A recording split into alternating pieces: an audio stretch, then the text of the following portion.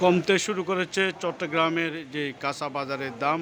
গত সপ্তাহে যে টমেটো বিক্রি করা হয়েছিল 400 টাকা, এই সপ্তাহে বিক্রি করা হচ্ছে 150 টাকা। এখানে বেগুন রয়েছে, বেগুন 120 টাকা, ঝিঙ্গা 80 টাকা, ঢেঁড়স বিক্রি করা হচ্ছে 70 টাকা, বিভিন্ন রকমের রয়েছে। আমরা গত একদিন আগে কাঁচামরিচ 1000 টাকা পর্যন্ত বিক্রি করেছিল, আজকে 200 টাকা করে কাঁচামরিচ বিক্রি করা হচ্ছে। অর্থাৎ দ্রব্যমূল্যের দাম কমতে শুরু করেছে। অন্যদিকে মাছ, মাংস সব কিছুর দাম কমতে শুরু করেছে। সাধারণ মানুষের নাগালে এসেছে সবজির দাম, এবং তারা বলছেন বাজার তদারকি সংস্থারে যারা রয়েছে তারা যদি সঠিক বাজার মনিটরিং করা হয়, নিত্যপণ্যের বাজার আরও কমে আসবে এবং সবজি সহ সব নিত্যপণ্যের বাজার কমে আসবে বলে মনে করেন। মাছের দামও কমতে শুরু করেছে। 350-400 টাকা করে রুই মাছগুলো বিক্রি করা হচ্ছে। 900 থেকে 1000 টাকা শিং মাছ রয়েছে।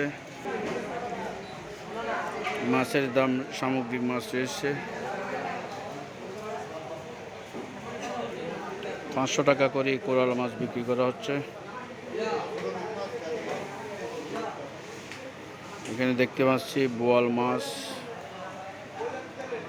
একটা কাতলা মাছ দেখতে পাচ্ছি, কাতাল মাছ অনেক বড়, প্রায় 10 কেজি ওজনের। আপনাদেরকে একটু দেখাচ্ছি।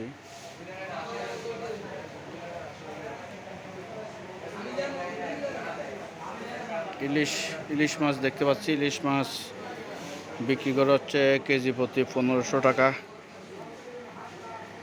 মানভেদে কিন্তু আরও কম দামও পাওয়া যাচ্ছে।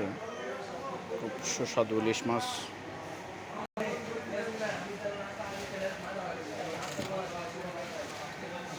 বিভিন্ন সাইজের মাছ রয়েছে, প্রচুর পর্যাপ্ত পরিমাণ মাছ রয়েছে। সব মিলিয়ে নিত্যপণ্যের বাজার, অর্থাৎ মাছ, মাংস, মুরগির ব্রয়লার মুরগি 170 টাকা করে বিক্রি করা হচ্ছে।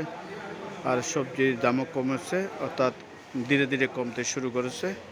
যেই বন্যার কারণে দ্বিগুণ পর্যন্ত মাছের দাম বা সবজির দাম বেড়েছে, সেই দাম কমতে শুরু করেছে।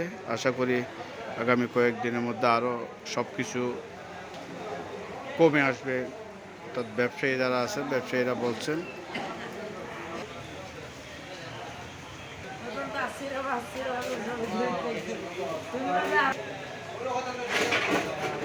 সব কিছু দাম কমে আসবে বলে মনে করেন ব্যবসায়ীরা।